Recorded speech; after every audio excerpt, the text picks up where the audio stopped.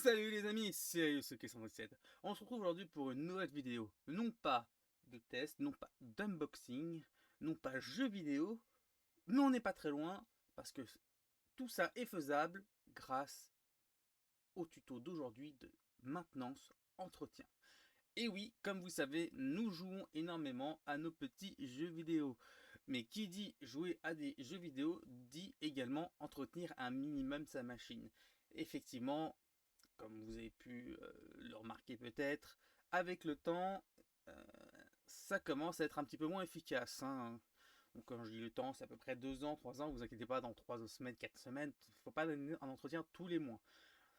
Pour en tout cas, il y a normalement un service minimum que vous devez faire, je pense, c'est ouvrir votre tour et passer un petit coup d'aspirateur, histoire d'enlever un maximum de poussière, parce que vous devez remarquer de temps en temps que vos ventilateurs sont remplis de poussière et compagnie. Donc il faut un minimum, donc c'est ouvrir, passer un petit coup d'aspirateur, de plumeau, de ce que vous voulez, tout en faisant attention à ne rien abîmer. Attention, c'est fragile l'informatique, c'est coûteux et fragile, hein, comme beaucoup de choses. Mais comme les voitures, les motos, cela demande un entretien un petit peu plus poussé à un certain temps.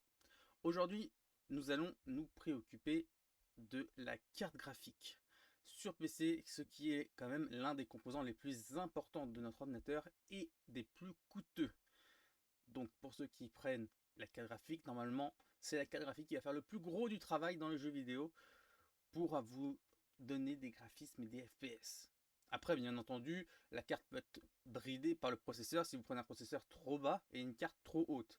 Il faudra donc trouver le juste milieu entre les deux. Mais la carte graphique nécessite quand même un entretien un petit peu particulier parce que cette dernière dispose d'un processeur. Comme votre carte mère, quand vous achetez votre processeur, que ce soit chez Intel, i5, i7, i9, ou chez AMD avec les petits Ryzen, Ryzen 5, Ryzen 7, Ryzen 9. Donc il vous faut un entretien de la pâte thermique. Aujourd'hui nous allons donc voir ici donc, le changement de la pâte thermique que j'ai dit à peu près niveau de difficulté une demi-étoile sur 3. Donc vraiment c'est basique, c'est accessible à tous.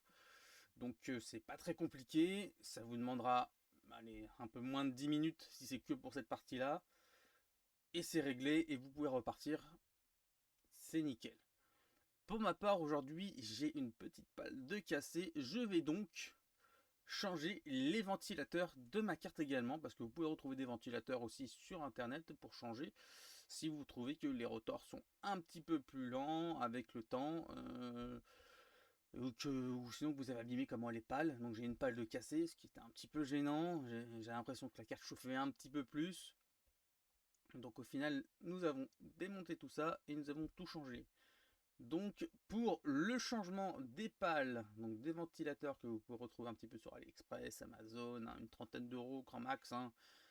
Donc pour ceux qui ont une carte graphique avec des pales cassées, ne la jetez pas pour acheter une carte à 800-900 euros si vous en avez vraiment besoin. Si elle fonctionne toujours et que c'est que les pales, 30 balles et c'est reparti avec le petit tuto. Donc pour le changement de pale, il faudra un niveau de difficulté de 1 à 1,5. Tout dépendra de votre niveau de skill. Donc pour tout ce qui est bricolage, si vous êtes vraiment bricoleur, pas du tout, ça pourrait être jusqu'à 1,5 parce que c'est pas compliqué, mais ça va vous demander beaucoup de précision. Parce qu'il y a beaucoup de petites vis bien cachées et c'est tout. Sinon, il n'y a pas vraiment de complications, hein. C'est pour ça que pour moi c'est une étoile. Donc 0,5 c'est vraiment le basique avec la pâte thermique.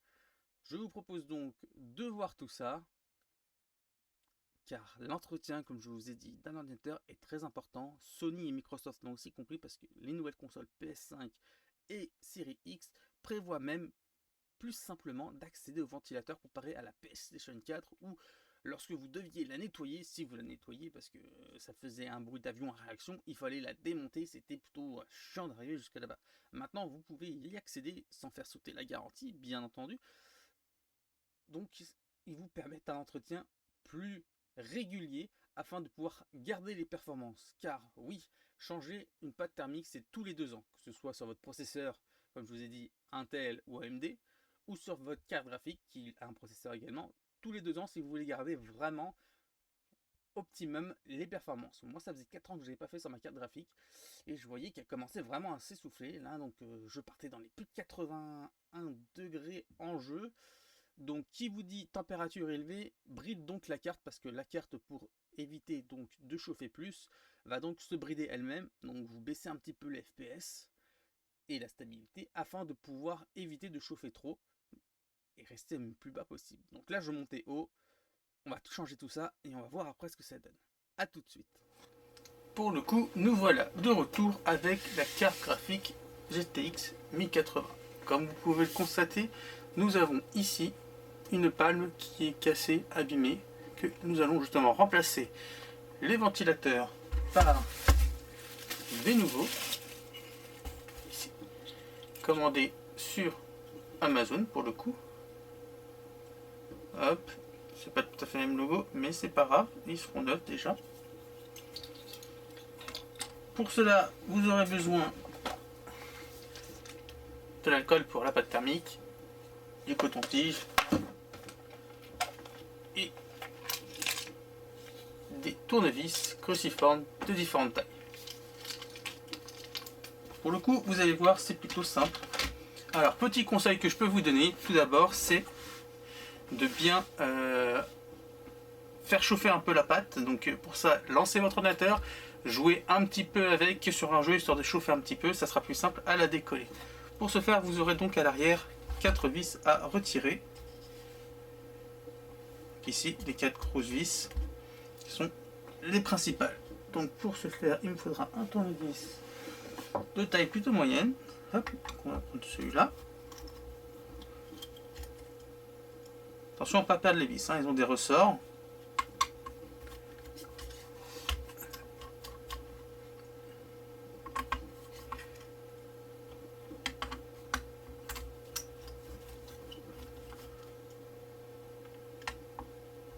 On va faire sauter la garantie. De toute façon, on n'est plus sous garantie. Et normalement, vous allez voir, hop, ça commence à se diviser. Alors attention de bien défaire les ventilateurs, ne tirez pas d'un coup.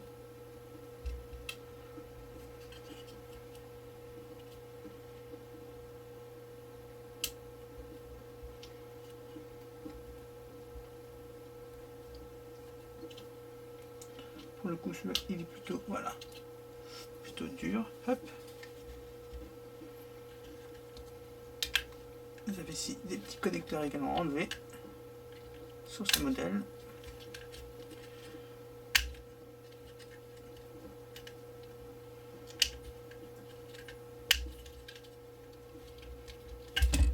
Hop. Et vous voilà donc avec une première partie de la carte. Donc la backplate avec le processeur. Comme vous pouvez voir ici, la pâte thermique est un petit peu morte. Ok, donc c'est très important, pas la perdre.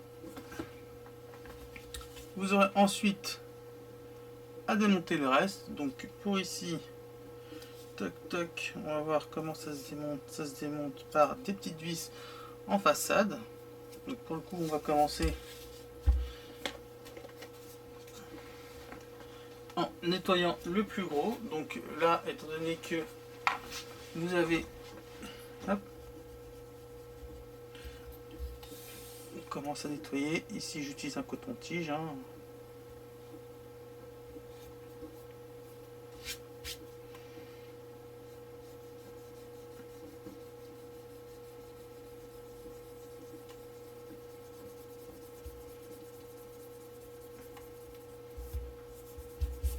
Voilà. Hop, on la retourne. Et ici, on peut voir qu'il y a une deuxième partie avec un tournevis un petit peu plus fin. Je ne sais pas si celui-là le permet. Ah, si vous ne faites pas le remplacement ici de vos ventilateurs, attention à ne pas casser les pales. Ça se trouve entre les deux pales.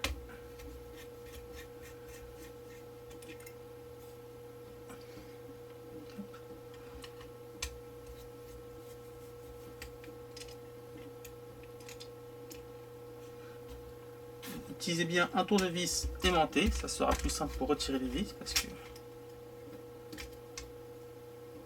bon, ici j'ai une palle de cassé donc je vais en profiter. Hop. Et normalement ça devrait commencer à partir. Donc vous voyez que ça commence à bouger. Pour ce faire, nous allons devoir retirer les ventilateurs. Ici vous avez donc des petites vis qui se baladent. Ça va être plus compliqué parce que les vis sont plus fines.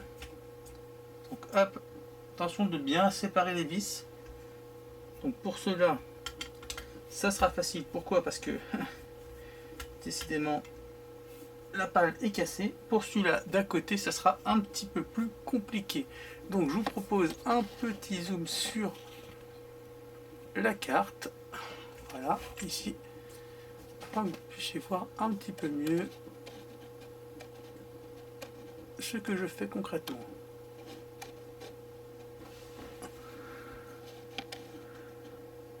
Voilà, vous voyez, vous avez deux petites vis là au niveau des ventilateurs. Hop, il m'en reste une là, vous voyez. Ça ne sera pas le casser, ça se voit facilement, il n'y a pas de souci là-dessus. Hop. Donc du coup normalement, hop, ce ventilateur, vous voyez, il s'enlève. On va faire pareil de l'autre côté. Par contre, ça va être un peu plus compliqué étant donné que, vous voyez, les pales ne sont pas cassées. Donc un tournevis comme ceci, ça fait un peu gros. Donc ce que je vous conseille, c'est de prendre, si vous avez un petit tournevis un peu plus fin. Donc ici on a dit qu'il fallait une tête, voilà, au moins ça. On va voir si j'aurai plus de facilité avec celui-là. Alors on a dit où est-ce qu'elle était? Elle était là. Voilà. Vous voyez, ça passe déjà beaucoup plus facilement. Le problème c'est que ma tête n'est pas assez grosse. Il faut que je tombe sur un petit peu plus grand. Et je n'ai pas dans cette catégorie. C'est embêtant.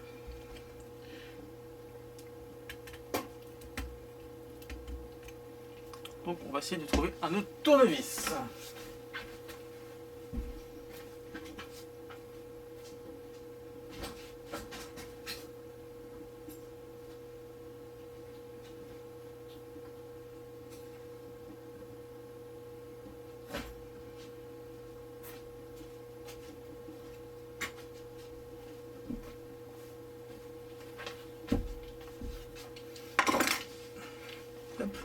On revient en testant un autre.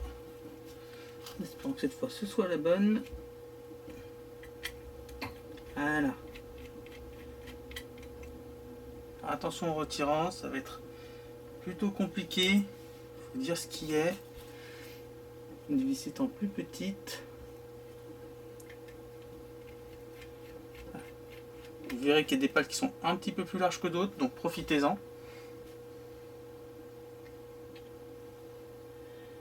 Dernière vis, elle est ici. Elle est plus large ici. Hop. Ce qui fait que normalement, le tout qui s'en va maintenant. Vous voyez ici donc le câble pour le ventilateur.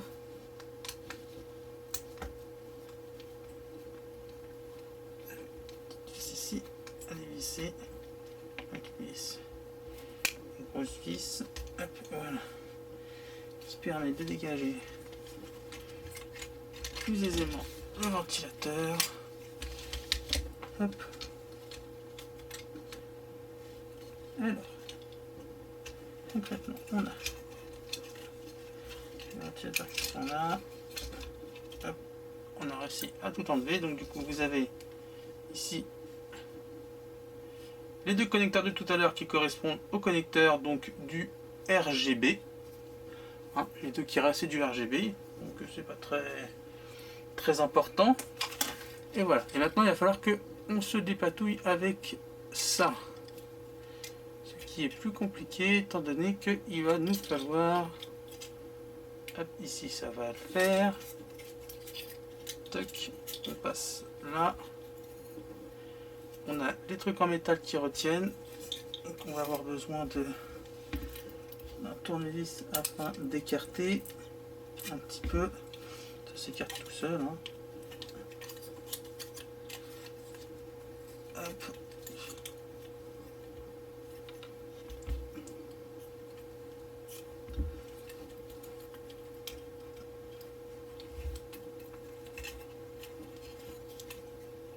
Hop.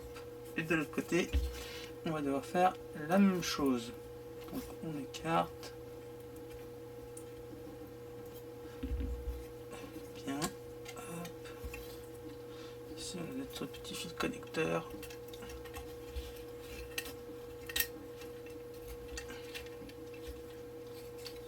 Hop, hop.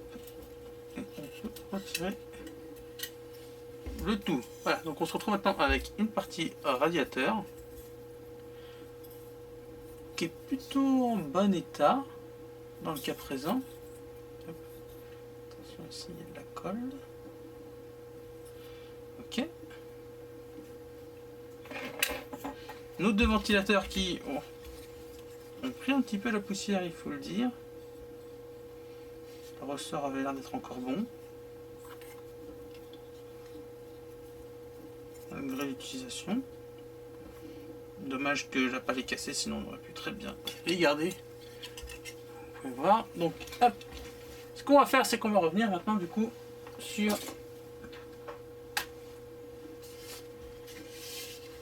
notre PCB. Du coup, on reprend un petit coton-tige et on commence à nettoyer la puce graphique.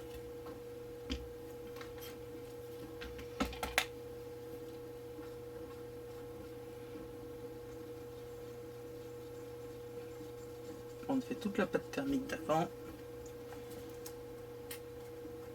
Pour le coup, on va mettre un petit peu d'alcool sur notre coton-tige. Vous verrez, hop, ça part tout seul. Non.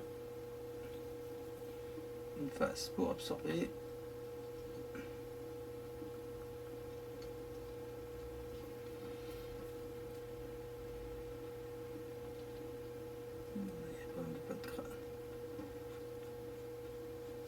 Nettoyer au mieux, hein. Vous voyez que la pâte elle a séché sur le côté.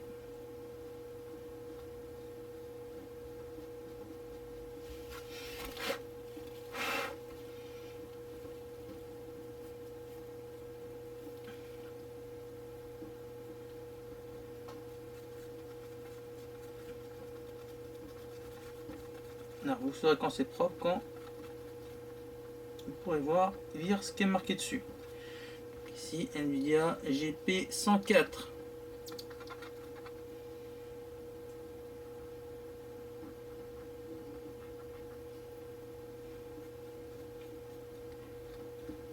On va enlever autour tout ce qu'il y a de séché.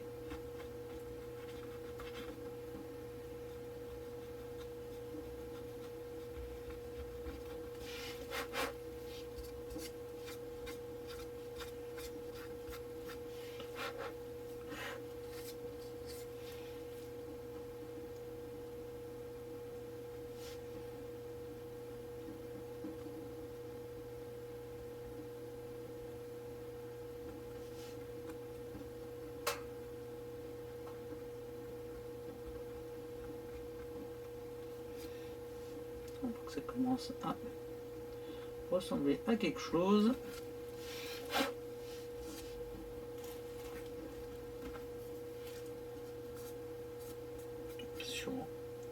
On en profite pour faire un petit peu les poussières. Hein. Là j'utilise un coton-tige, mais si vous avez un petit pinceau, c'est encore mieux.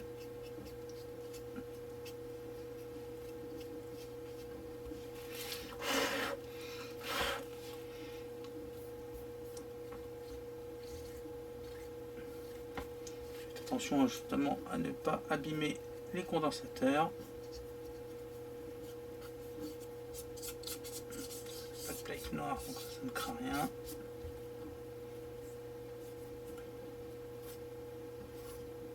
On récupère. Voilà. Un petit pinceau, si vous avez même un Swiffer. Hein.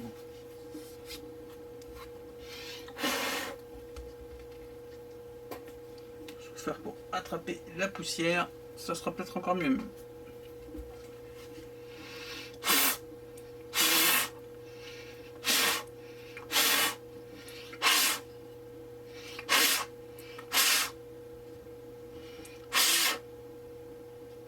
Voilà, pour le coup, on se retrouve donc avec la puce nettoyée.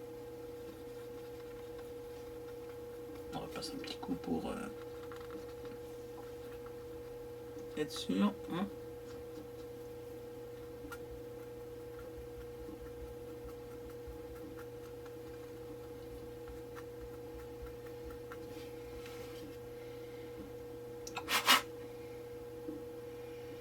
Vous avez bien nettoyé. Maintenant, on va faire la totalité, mais dans le sens inverse.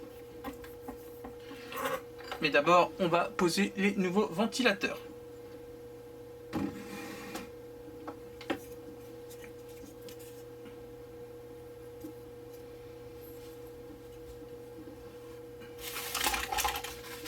Comme vous avez vu, hop, on a fait. Donc, ici, les nouveaux qu'il va falloir replacer. Donc, pour le coup, on va les placer comme ceci. Il faut que, hop, on regarde bien que ce soit comme cela, parce qu'au final, comment ça va bien se placer.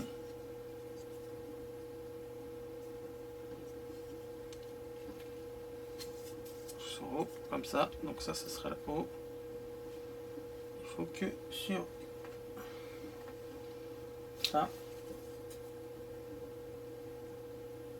en bas à gauche. Donc on est dans le bon sens. Donc ici vous pouvez donc placer votre câble, hop, comme ceci. Voilà, on va étirer pour pouvoir poser. On est d'accord. Tout après ce câble.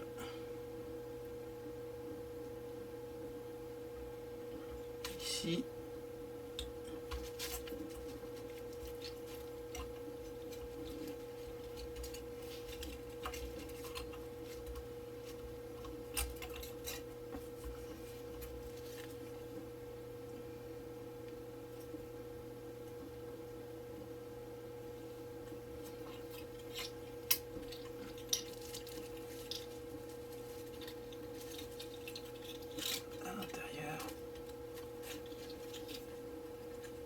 Passer tout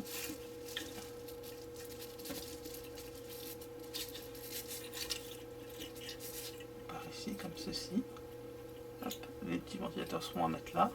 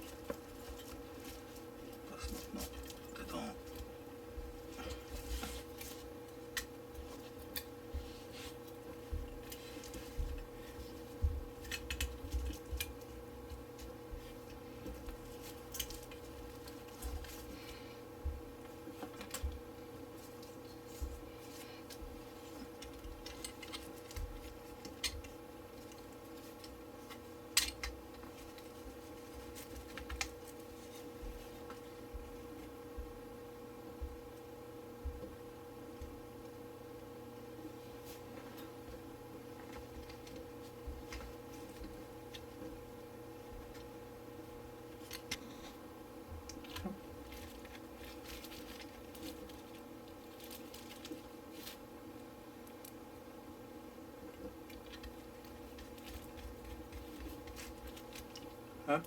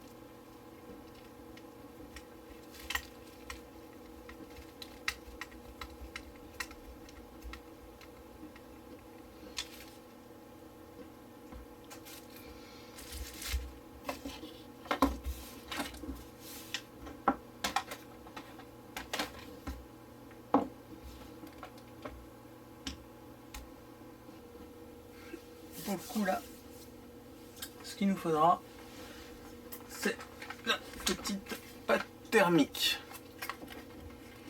On prend, vous mettez au milieu une noisette,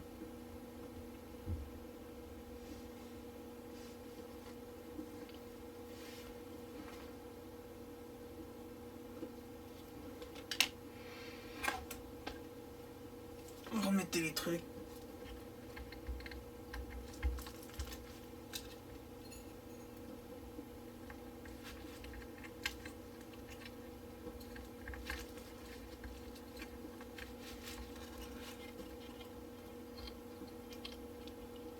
J'ai de l'autre côté.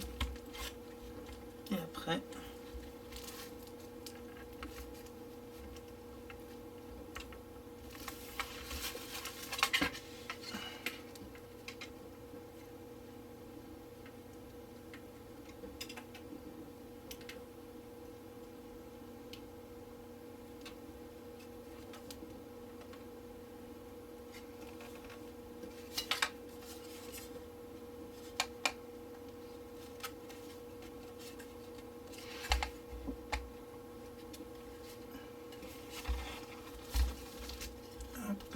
et vous remettez les vis à ressort dans le bon sens de préférence.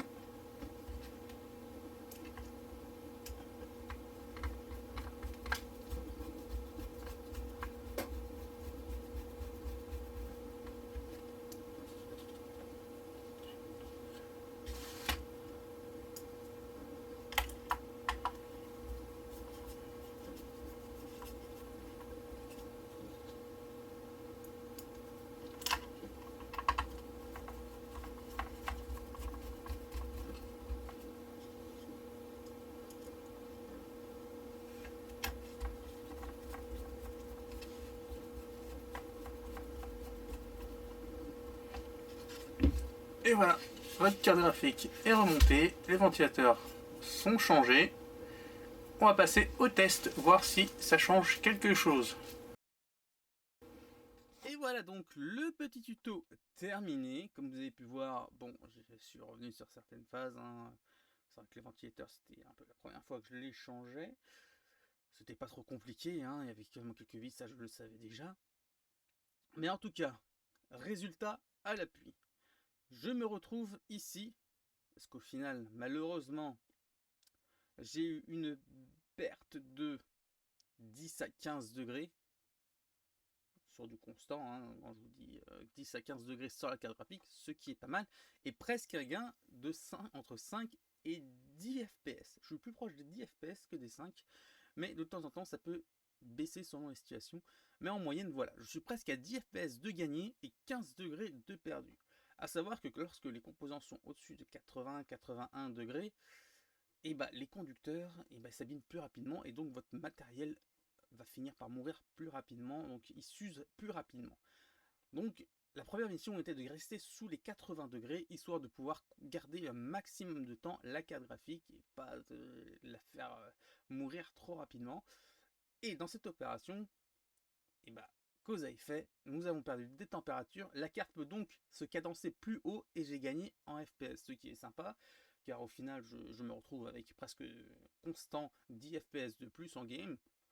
Ce n'est vraiment pas négligeable, juste pour avoir utilisé un peu de pâte thermique, parce qu'au final j'ai remarqué, donc j'ai changé les ventilateurs et donc je me retrouvais avec ce constat. Le problème c'est que j'ai qu'un seul ventilateur sur deux qui tournait. Je suis tombé sur une série défectueuse malheureusement, et donc j'ai remis les anciens ventilateurs, parce qu'au final, un seul ventilateur qui tournait, c'était à mon avis pas mieux qu'un ventilateur et un autre avec juste une pale de cassé. Et bah, le constat est que je sois avec les deux, je me retrouve avec la même température, toujours 15 degrés d'écart. J'ai donc regardé mes anciens ventilateurs que j'ai remis, donc elles tournent nickel, toujours avec les 15 degrés de moins, mais 10 FPS de plus, ça c'est très important. Et j'ai pu, comme c'est une petite commande Amazon, renvoyer les ventilateurs chez Amazon en expliquant qu'ils étaient défectueux et me faire rembourser. Donc du coup, je n'ai rien perdu et j'ai même gagné. Juste en changeant la pâte thermique. Donc ici la pâte thermique elle m'a coûté 7 euros. On est sur de la MX4. Donc c'est plutôt du connu pour ceux qui ont l'habitude d'utiliser des ordinateurs. C'est une pâte qui a fait ses preuves, hein, et juste comme ça on perd 15 degrés et on gagne 10 fps, ce qui est énorme. Et voilà, donc tous les 2 ans à peu près, il vous faudra changer cette pâte thermique, que ce soit sur votre processeur. Du coup moi j'en ai profité, comme j'ai remonté le tout, de changer ma pâte thermique de processeur, même si elle n'était pas très ancienne, datée d'il y a un peu plus d'un an. Mais bon, comme ça, je suis relancé pour 2 ans et je changerai les deux en même temps. Ça évitera d'être en décalé à chaque fois, en disant 2 ans, 2 ans. Après, il y a une deuxième théorie, c'est beaucoup de gens se disent, quand ils achètent une carte graphique, déjà de base, change directement la pâte thermique, car la pâte thermique fournie dedans, lorsque vous l'achetez, n'est pas top. Alors, je vous dirais oui et non. Pourquoi? Oui, parce que forcément, la pâte thermique, par exemple XM4, qui est beaucoup plus performante, va vous faire gagner quelques FPS. Il y aurait entre 5 et 10 FPS de plus que ce que vous avez acheté et la pâte du fabricant. Cependant, c'est pour ça que je dis non. Le problème, c'est qu'il va falloir juste, comme vous avez vu, la pâte thermique, c'est pas compliqué, 4 vis à dévisser, les petits cosses de connecteurs à débrancher. Vous changez la pâte thermique, vous nettoyez, vous rebranchez les cosses, vous remettez les 4 vis, c'est fini. Vraiment, en 10 minutes chrono, c'est fait. Vous ne prenez pas de temps, c'est pas long. Cependant, vous avez une sécurité sur l'une des 4 vis que si vous faites sauter, vous perdez la garantie de la carte. Vous n'aurez donc plus de garantie constructeur. C'est pourquoi, si vous voulez faire ça à l'achat, je vous demande donc, et je vous dis en tout cas, je vous informe, que vous devez être sûr de votre coût, parce qu'au final, vous n'aurez plus la garantie pour la carte graphique. C'est pour ça que le mieux, c'est d'attendre à peu près 2 ans lorsque la garantie de votre carte saute. Vous n'avez plus de garantie constructeur. Et donc, quoi qu'il arrive, si elle a un souci, vous ne pourrez pas vous la faire remplacer. Donc, c'est pour ça que vous pouvez vous permettre de changer la pâte thermique à ce moment-là, tranquillement, l'esprit tranquille. Après, vous me direz, oui, mais beaucoup de personnes, si vous choisissez faire du water cooling et donc rajouter un water block, vous serez obligé, quoi qu'il arrive, de faire sauter cette garantie, étant donné que l'une des 4 vis est à dévisser, parce que le système du water cooling est exactement le même, c'est que vous avez un bloc où vous devrez donc remplacer les ventilateurs. Donc le bloc ventilateur, ce que vous voyez que la carte graphique se divise en deux, devra être enlevé pour mettre le nouveau. C'est exactement le même système, c'est pas compliqué, et vous revissez avec les 4 vis. Sauf que forcément, vous faites sauter la garantie. Donc, après, si vous mettez un waterblock, généralement vous êtes un petit peu plus expérimenté, vous avez un petit peu plus l'habitude, il n'y a pas de souci là-dessus. Donc, c'est vrai que pour les novices, c'est bon à savoir que la garantie constructeur est sur l'une des 4 vis et que vous la perdrez automatiquement si vous dévissez. J'espère en tout cas que cette vidéo vous a plu et vous aura aidé. C'était une petite vidéo un petit peu simple, mais sur l'entretien, ce qui est très important, car c'est vrai qu'avoir un ordinateur, beaucoup en parlent comme étant la master race, ce qui n'est pas forcément le cas. C'est vrai que ça ajoute beaucoup d'avantages et peu d'inconvénients comparé à une console. Cependant, le problème c'est que comme tout, il faut savoir entretenir, parce que si vous n'entretenez pas, la durée de vie sera un petit peu moins bien, vous aurez des soucis plus régulièrement, et voilà, c'est comme les filtres à nettoyer dans votre ordi. Vous avez maintenant beaucoup de boîtiers qui proposent des filtres qui s'enlèvent directement pour un nettoyage plus simple. Là, ouvrir la tour de temps en temps, pas tout le temps, tous les 6 mois par exemple. Si vous le faites tous les 2-3 mois, c'est très bien. Tous les 6 mois, moi je dois vous avouer que je le fais à peu près tous les 6 mois. Ça... Après, lorsque je vois que c'est vraiment, comme j'ai une vitre, je peux voir à travers. Quand je vois que c'est vraiment crassé, je le fais directement. Mais tous les 6 mois, même si c'est pas trop encrassé, je la nettoie. Ça permet une meilleure ventilation. Parce que forcément, s'il y a de la poussière, l'air passe moins bien et ça refroidit moins bien et ça chauffe. Donc du coup, tous les 6 mois à peu près pour votre tour. Donc vous faites ça à peu près 2 fois par an, ce qui n'est pas énorme, sachant que ça va vous prendre peut-être 5 à 10 minutes avec un petit aspirateur, si vous avez un petit aspirateur ou un petit truc de poussière pour envoyer rapidement. Et la pâte thermique de votre processeur et de votre carte graphique tous les 2 ans, afin de rester au maximum performant. Après, si vous voulez, vous n'êtes pas obligé de la changer du tout, sauf que après, forcément, votre carte graphique va être un petit peu moins efficace, les températures vont monter, donc après, vous faites en connaissance de cause. Mais si vous voulez vraiment rester sur un matériel performant et compétitif, parce que mine de rien, regagner 10 FPS là, ça fait un moment que je les avais pas, ça me redonne vraiment un petit coup de boost sur ma 1080 qui est un petit peu vieille maintenant et que j'attends toujours pour pouvoir me prendre une 3080 à un prix un petit peu plus honnête, parce que l'inflation en ce moment fait que toutes les cartes sont un petit peu plus chères que le tarif annoncé, ce qui est un petit peu gênant.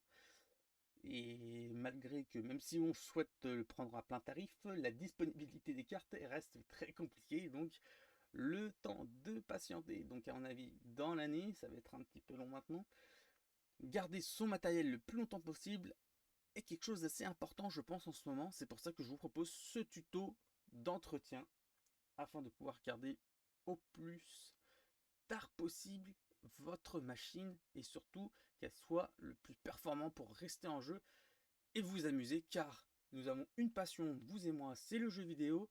Le jeu vidéo passe malheureusement par l'usage d'un matériel, que ce soit console, PS5, Series X, PS4, Xbox One, Switch. N'oublions pas la petite Switch quand même qui reste dominante dans les ventes, et les ordinateurs.